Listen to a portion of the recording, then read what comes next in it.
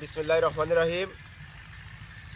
চলে আসলাম দানার বইতে কেমন দানা জ্বালাচ্ছে এটা দেখার জন্য। তার ভিতর দিয়ে একটা কথা না বললেই নয় যে বিধাতা যে এই সুন্দর পৃথিবীটারে কি সুন্দরভাবে আজ সাজাইছে। দেখেন আজকে চারিদিকে কুয়াশা, অনেক কুয়াশা, বিভিন্ন সময় বিভিন্ন রূপে এই সাজ, এটা শুধু একমাত্র বিধাতার খেলা। তারপরও আসলাম এই শীতের ভিতরে ঘুরতে ঘুরতে দানার ভুঁইতে দেখাইতে আপনাদের। এই যে সেই দানা দেখেন কি সুন্দর জ্বালাইছে, মাশাল্লাহ। সবাই আমাদের কিং দানা কিং। এই দানা হলো কিং দানা। আমার সাথে আছে, আমার ঘুরতে ঘুরতে আমার সানু মামা আছে।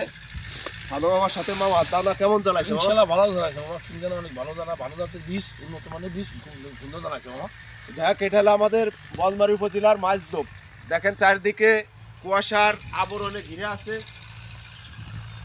অনেক সুন্দর একটা পরিবেশ। আসলে শীতের দিনে কুয়াশা শীতেরই একটা অংশ, আমাদের ভালোই লাগতেছে ঘুরে। তা আমার সানো মামা আছে, আমার প্রাণের মামা, আমার ভালোবাসার মামা। মামাও এবার দানা দিছে, মামার দানাও চমৎকার জ্বালাইছে। মামার জন্য সবাই দোয়া করবেন। ইনশাআল্লাহ সে তো কখনো খ্যাত করে না, এবার খ্যাত করবে। দোয়া করেন যে মামা ভালো বাম্পার যাতে তার খ্যাত হয়। যাই হোক, আমরা প্রত্যেকটা ভিডিওয়ে মাঝে মাঝে আপনাদের দেখাবো যে প্রকৃতির সাথে মিলেমিশে ফসল কিভাবে আমরা কৃষকরা ফলাই, সেটাই দেখাবো। সবাই ভালো থাকেন, আল্লাহ হাফেজ। সুন্দর বলেছে মামা, তুই তো আস্তে কথা শিখেছিস মামা।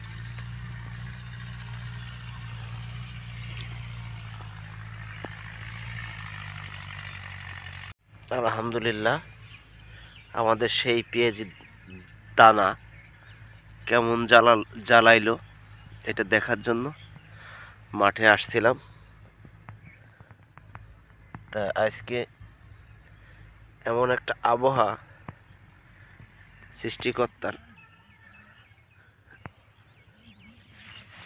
সৃষ্টিকর্তা কখন কিভাবে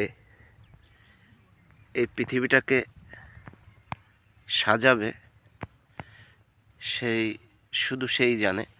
যাই হোক, আলহামদুলিল্লাহ, যেভাবেই হোক। দেখেন আমাদের সেই পেঁয়াজের দানা কি মাত্র মাটি ছাড়ছে, আলহামদুলিল্লাহ অনেক ভালো জ্বালাইছে। আপনারাদের বলছিলাম যে দেখাবো, তাই আর কি আসলাম। সকালে ঘুমের থেকে উঠে আজকের